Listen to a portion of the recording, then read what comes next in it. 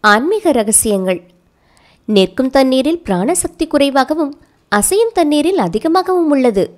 நமது உடலில் எங்கெல்லாம் புதிய தண்ணீர் நுழைகிறதோ அங்கெல்லாம் காற்று பிராணசக்தி நுழைகிறது. தென்றல் காற்றில் அதிக பிராணசக்தி உள்ளது. அருவி நீரில் அதிக பிராணசக்தி உள்ளது. கடலில் நம்முடைய பாவ தீய கர்மவினைகளை உள்வாங்கக்கூடிய ஆற்றல் உடையது. உப்பு நீர் தெளித்து கழுவினால் சூட்சம தீய பதிவுகள் நீங்கும். கர்ப்பம் கொண்ட பெண் தீய எண்ணம் கொண்டவர்கள் பார்வையின் முன்னே செல்ல, பேசவோ தொடவோ கூடாது.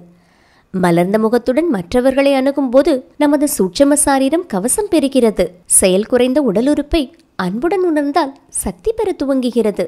ஒரு நாளில் சில நிமிடங்களாவது வெட்ட வெளியில் செருப்பின்றி நடங்கள். பிறந்த குழந்தையும் நீடித்த நோயாளியும் ஒரே அறையில் தூங்குவது நல்லதல்ல. சூரிய ஒளியில் காய வைத்த துணி பிராண உடலில் உள்ள பிராண ஒட்டுண்ணிகளை அழிக்கிறது.